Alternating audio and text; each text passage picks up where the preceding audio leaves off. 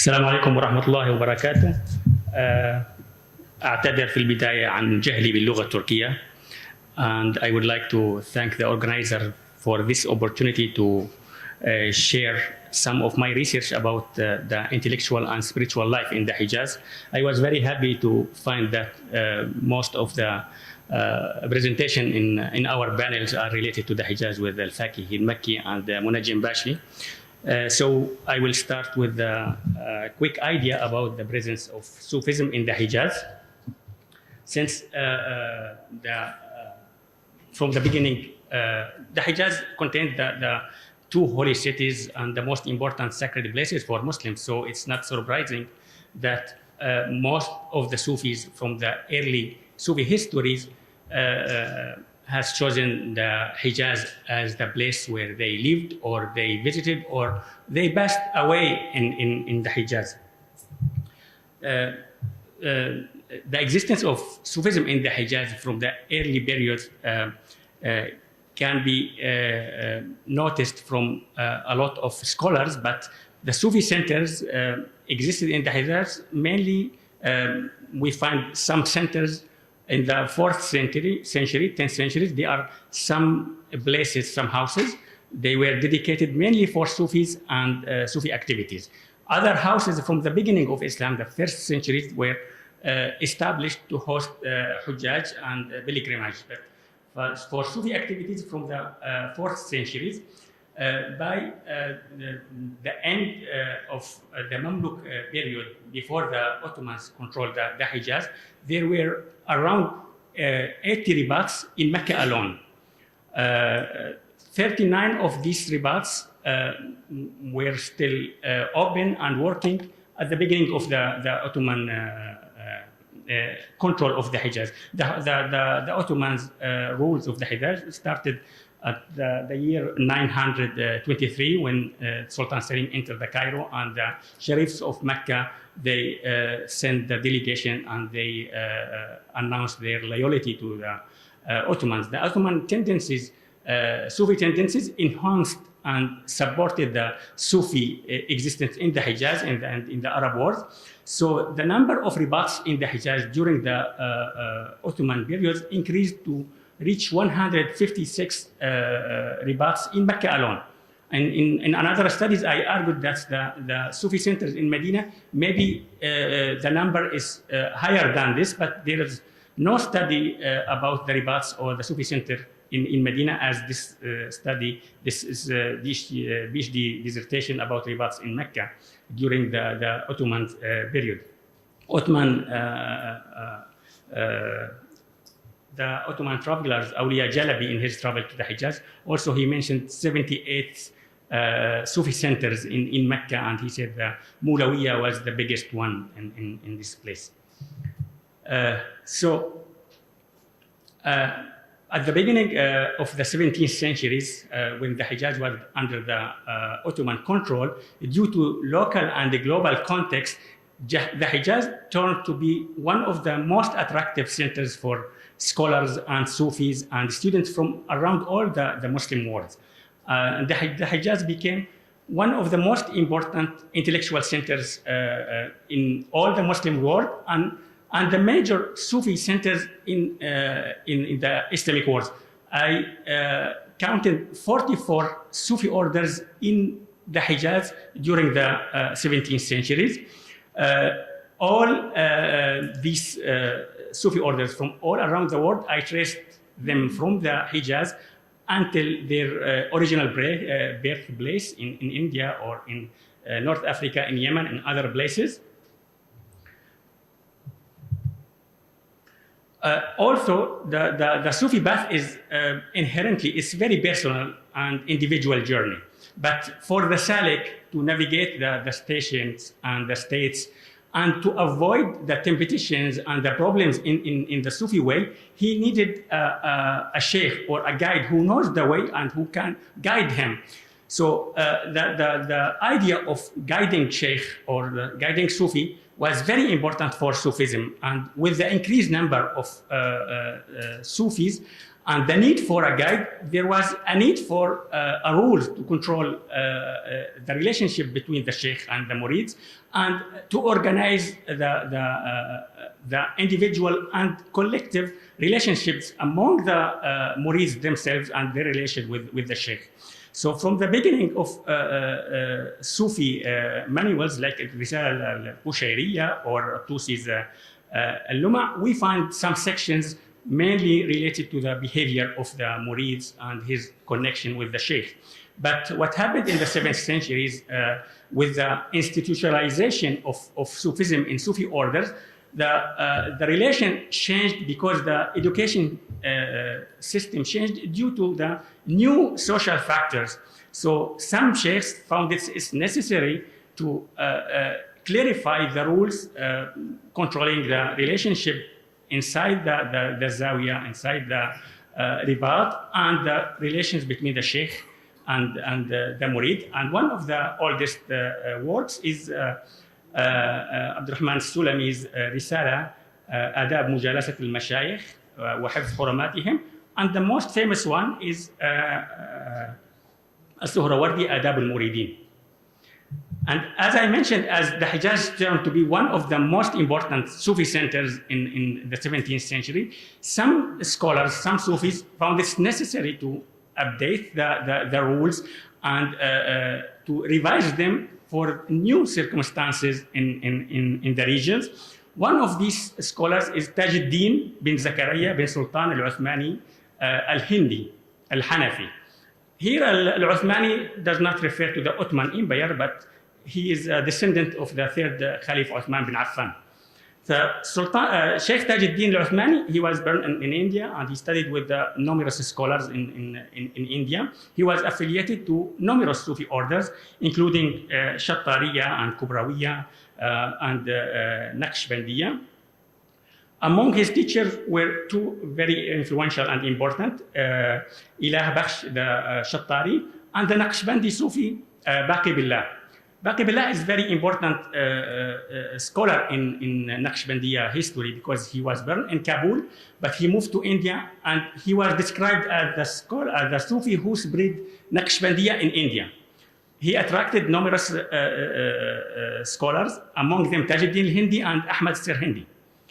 After the death of Sheikh Baqi Billah, Tajuddin al-Hindi migrated from India. He left India and went for the Hajj in the Hijaz, and through Yemen, and he attracted some students in Yemen and in the Hijaz.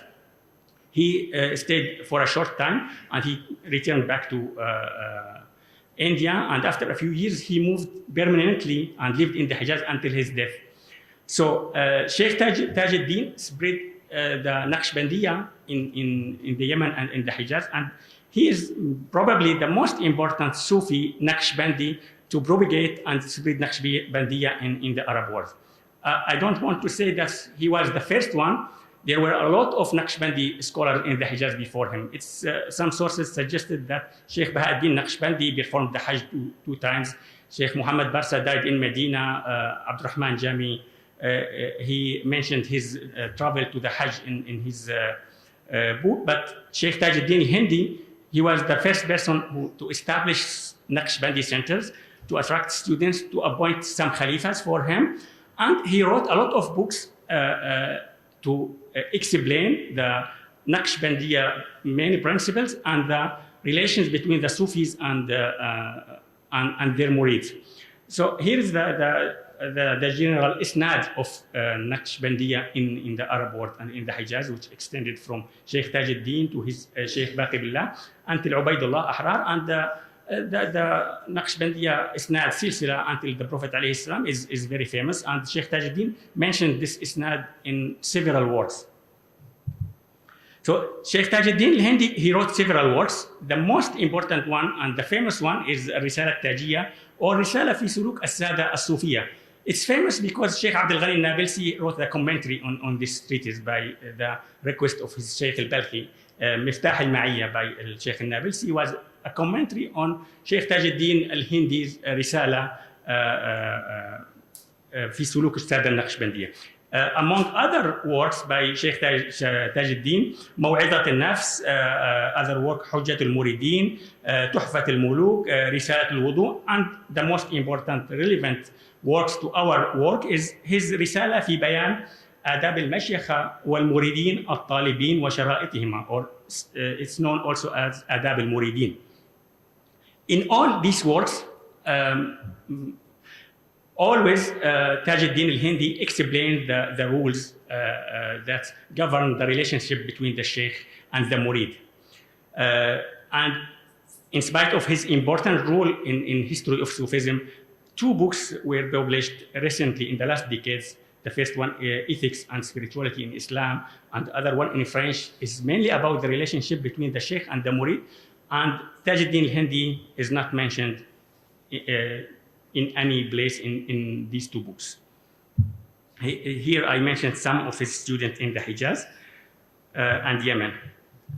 So his main works about Adab al-Muridin, he started his treatise by just a statement that said that who does not follow the adab or the etiquette will not achieve his goals even if they are worldly game. من لم يراعي الأدب لا يصل إلى مقصوده ولو كان من أمور الدنيا. Then he divided his work in 7 chapters. The chapter 1 is mainly about the آداب الله ورسوله.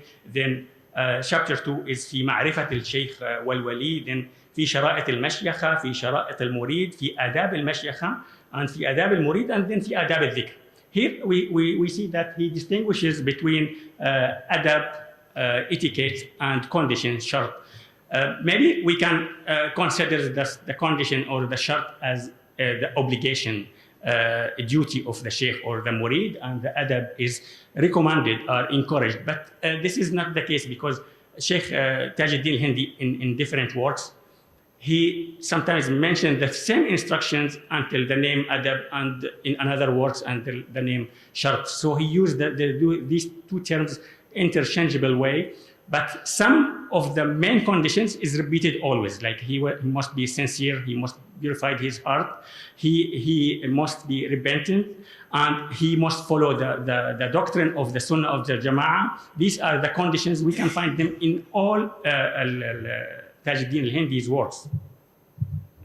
So just to have a quick idea about the difference between Adab al-Muridin of Suhrawardi and Adab al-Muridin of Tajuddin al-Hindi, this is the complete, this is the table of content of the complete works by Tajuddin al-Hindi. Is around 45 folios.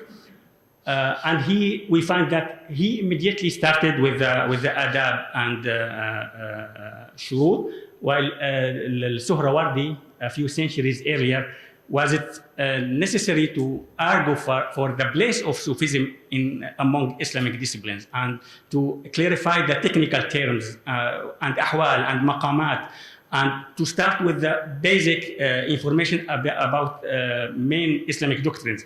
All these ideas, if we want to understand the differences, we can contextualize them by the argument in Suhrawardi's time about the place of Sufism and different sects and doctrines, while in the time in the 17th centuries with Tajuddin al-Hindi, there was no need to present the basic idea of Islamic doctrines or to argue for the place of Sufism. Sufism was beyond being part of Islamic disciplines or Islamic sciences. It became one of the main sources for Islamic doctrine, especially in the Hijaz, which was very influenced by Akbarian thought, which became like the alternative Islamic theology for a lot of scholars in the Hijaz. So just quickly, Tajuddin al-Hindi, he mentioned 11 etiquettes for the Sheikh and the same number for the Murid. He mentioned 11 shart, and the same for the Murid, and 12 adab for the Sheikh, and 15 for the Murid, and 20 for the dhikr. So it's, if I'm correct, it's almost 69 conditions and adab. I can't mention them, and I'm not going to list them now. I just will give some examples, and I try to categorize these instructions in some general themes.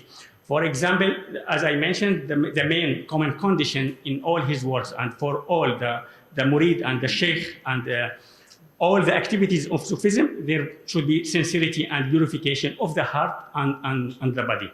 And when I say sincerity and purification, he gave a lot of examples what the murid should do about the wudu, about the purification of the tongue, the eyes, the ears, every aspects of the external and internal aspects of the sheikh and the murid. Then here are some examples of the common topics. I mean that the same topic was discussed when Tajuddin al-Hindi mentioned the adab and shurut for the sheikh, and at the same time when he mentioned them for the murid. For example, the image of the sheikh is very important. He advised the sheikh how he should act in his relation with the murid in the collective meetings or in the individual meeting, just to keep his respects and authority in the Zawiya or in the Sufi center. At the same time, there are a lot of instructions for the murid how he should interact with the sheikh, just also to keep the respects and the complete obedience from the murid to the sheikh. Other topics is related to the food. Even we know that the Naqshbandiya always after the dhikr seasons, they share the meal with the sheikh and all the people. But Sheikh Tajuddin, he said, it's recommended for the sheikh not to share, not after the dhikr, but in general, in the Zawiya, not to share the meal with the students. So it's better for them, so they will not be inclined to food and forget their spiritual duties. At the same time, for the murid, there are a lot of instructions related to food, how they eat and when, especially in the khalwa. Other important topic, which was discussed many centuries earlier, about the possibility of changing the sheikh. Even the Tajuddin Hind is very clear that the murid should believe 100% that his way to God is through his sheikh, and he can't change the sheikh unless there is the permission from the sheikh himself. So then he encouraged the sheikh that he allowed the disciples to find another sheikh if he feel like he can't guide him or he can't control his ability, which is beyond the sheikh himself. So from the beginning, after he explained the general adab and shuruts towards the God and the Prophet, he started about the question, how do we know the qualified sheikhs? He mentioned a lot of conditions, but he always described the sheikh as al-kamil al-mukammil. And this is very important in Tajuddin al-Hindi. He is not a perfect sheikh, but he is also authorized. He has the permission from his sheikh to guide others. So this is very important in Sufism, to keep the chain of isnads that extend from the sheikh. And in Naqshbandiya, they have the sustain, the madad, the support from one sheikh to another until they arrive to the source of spiritual madad, which is the Prophet alayhi salam. Another things he talked about, that the sheikh should be always in the state of presence, in the حالة الصحو. He talked about the fana and the different degrees of fana al-nafs or fana fillah or fana fi shaykh, but he said the sheikh cannot sit to guide murids unless he is in the state of sahu. Other things in adab al-muridin, he mentioned very clear that the murid should not expect from his sheikh or the wali any kind of miracles or extraordinary acts, because he must believe that his way towards God is through his own efforts and the guidance of the sheikh. So there are general conditions and adab for the sheikh, some of them related to the sheikh himself before starting his role as a guiding sheikh, before he accepts any murid. There are other rules for the sheikh after he starts to accept, and in this case also there are some conditions related to the relation between the sheikh and the murid in the individual meetings, and the sheikh and the murid in the collective meeting. Okay, thank you. The conditions for the murid is very strict. Mostly when he talk about the sheikh, he talk about the adab, but when he talk about the murid, it's very strict conditions related not only to his external behavior, but even for his internal life. All his thought, all his dream should be present to the sheikh, and he should accept the interpretation of the sheikh. All his interior and external behavior and life should be submitted completely to the guidance of the sheikh. I will move quickly to the adab of al-dhikr. He mentioned that the dhikr has numerous adab. It's countless. We can't mention them all. He said, I will mention only the necessary adab, and these necessary are 20. He mentioned that they are 5 before the dhikr, and 12 during the dhikr, and 3 after the dhikr. We can expect the same conditions about the purity of the heart and following the Quran and the Sunnah, and a lot of also instruction related to food. One very interesting, I did not find this information in other works, to my knowledge, is related to drinking water before the dhikr or after the dhikr. There are a lot of instructions related to food, but this is the first time I found information about drinking water. He encouraged students not to drink water before the dhikr or after, because he said if he drank water after the dhikr, this will be extinguished of the light of dhikr. يطفئ نور الذكر. And if he drank water before the dhikr, his heart will be rosy, rayyan. And he said, when the murid starts the dhikr, and after 3 hours of dhikr, his tongue will be dry, and he will be silent, and the heart will be in dhikr state. So the most important things in this treatise, I try to trace the influence of Naqshbandiyya in the instruction of Tajuddin al-Hindi, to see how his affiliation to Naqshbandi order influenced in his instruction. The main Naqshbandi ideas about the dhikr and tawajjuh and muraqabah can be found in other Sufi orders, but the most distinct feature of the Naqshbandiyya is the idea of rabita and habs al-nafas, the technique of holding breath. And these 2 aspects is very clear. He always advised the murid, when he wants to do the dhikr, to have the image of his sheikh in his imagination, and the focus in the sheikh, because he talked about the transmission of spiritual knowledge as a tunnel between the heart of the sheikh and the heart of the murid. And this is the kind of the rabita extend and allow the spiritual madad moved from the sheikh, the heart of the sheikh, to the heart of the murid. And he warns the murid many times that disobedience may blockage or disconnect this channel, and will hinder his process in the spiritual path. So in general, the Tajuddin al-Hindi's ideas about spiritual journey is that the final and only aim is God. But the way to arrive to God is through following his Prophet alayhi salam. And to follow the Prophet, you have to find a sheikh, a guide sheikh, who will lead you towards God by following the Quran and the Sunnah. He repeats a lot that a sheikh في قومه كالنبي في أمته. Then when he established the idea that we need a sheikh, he started to clarify the conditions of the sheikh and the protocol, the ethical rules that govern the relationship between the sheikh and the murid. And in general, there are always the most important conditions, that sincerity and repentance and the following of the adherence to the doctrine of the Sunnah and Jama'ah. Thank you very much for your listening.